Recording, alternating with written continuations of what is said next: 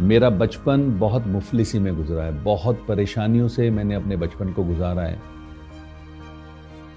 जब भी मैं इन तंग गलियों में से गुजरता हूँ तो मुझे हमेशा वो बचपन याद आता है। मुझे वो अपने जीवन के पल याद आते हैं कि कैसे मैं इन तंग गलियों में से गुजरा। लेकिन मुझे एक बात और एहसास होती है कि अगर ये तंग गलियां ना होती तो शायद जो मैं आज हूँ वो हो नहीं पाता। पापा एक छोटा सा जॉब करते थे, बहुत कम उनकी सैलरीज थी। उसका परिणाम ये था कि घर में इनकम्स बहुत कम आती थी। तो बड़ी मुश्किल से मेरा ग्रेजुएशन हुआ। पढ़ाई के साथ साथ जब मैंने कंपटीशन की तैयारी की तो अचानक से मुझे जॉब्स मिलने शुरू हुए। मेरा पहला जॉब लगा सीआरपीएफ में सब इंस्पेक्टर के पोस्ट पर। ये बातें हैं वर्ष 1988 की। वहाँ मैंने जॉब किया करीब 2 साल 8-9 महीने के बीच में, और उसके बाद मैं आ गया घर वापस। मैंने पढ़ाई की और मेरा दिल्ली पुलिस में सिलेक्शन हो गया। मैं कभी कभी सोचता हूँ कि क्या वाकई मैंने इतनी पढ़ाई कर ली थी जो मुझे इतने अच्छे जॉब्स मिले। लेकिन मज़ेदार बात दूसरी भी है कि मैंने उस जॉब को भी नहीं किया और 93 में मेरा सिलेक्शन हुआ कस्टम्स डिपार्टमेंट में। कस्टम वाला जॉब मुझे इसलिए ज़्यादा अच्छा लगा क्योंकि वो मेरे घर में ही था, मेरठ में ही था, तो मैंने उसको कंटिन्यू किया।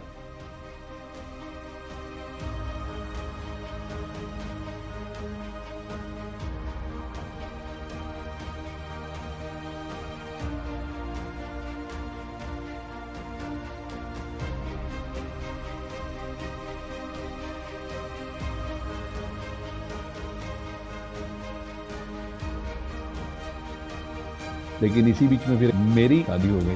अब शादी के बाद बच्चे, तो जिम्मेदारियां बढ़ी और अल्टीमेटली एक बात समझ में आ गई मुझे फिर कि जॉब एक ऐसी व्यवस्था है जिसमें आप भूखे रह नहीं सकते पर कभी तरक्की कर नहीं सकते।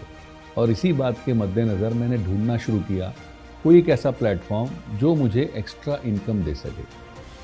And I am thankful to the person mister JK Gupta. Unfortunately आज वो हमारे साथ नहीं है, बट यस, वर्ष 2004 में वो मेरे लिए एक देवता के रूप में सामने आए।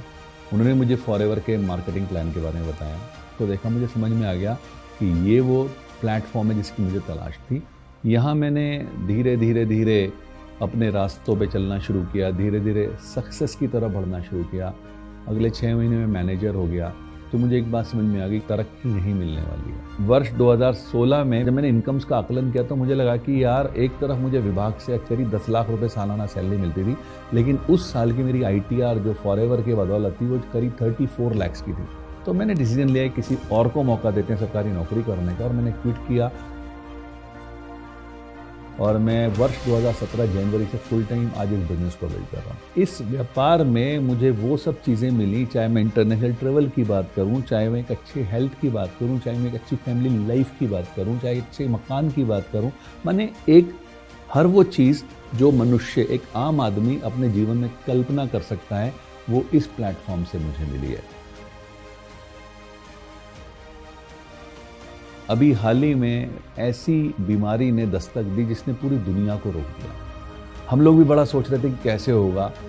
थैंक्स टू फॉरएवर के प्रोडक्ट्स, जिनकी वजह से हमारा इम्यूनिटी सिस्टम बहुत अच्छा रहा, and thanks to the marketing plan and the flexibility of the marketing plan, कि हम लोगों ने कोविड के उस दौर में डिजिटल प्लेटफॉर्म का सहारा लेकर के अपने बिजनेस को कंटिन्यू रखा, जिसका रिजल्ट ये रहा कि हमारे चेक्स नहीं रुके, जिसका रिजल्ट ये रहा कि हमारे इनकम्स नहीं रुके, जिसका रिजल्ट ये रहा कि बहुत सारी इंडस्ट्रीज सफ़र कर गई, लेकिन फॉरएवर में इनफैक्ट और ग्रोथ होती चली गई। क्यों? क्योंकि हर किसी व्यक्ति को 2 तरह की चीज़ें ऐसे दौर में चाहिए थी, एक अच्छा स्वास्थ्य और एक अच्छा साधन। स्वास्थ्य फॉरएवर के प्रोडक्ट्स की वजह से मिला और साधन फॉरएवर के मार्केटिंग प्लान ने दिया। आज हम इस डिजिटल प्लेटफॉर्म का इस्तेमाल करके अपने बिजनेस को और ज़्यादा ऊंचा और ज़्यादा बड़ा बना रहे हैं। मुझे सपने देखना अच्छा लगता है, मुझे लोगों को सपने दिखाना अच्छा लगता है और उन्हें पूरा करने में उनकी हेल्प करना अच्छा लगता है। मैं हूं सपनों का सौदागर, मैं हूं फॉरएवर।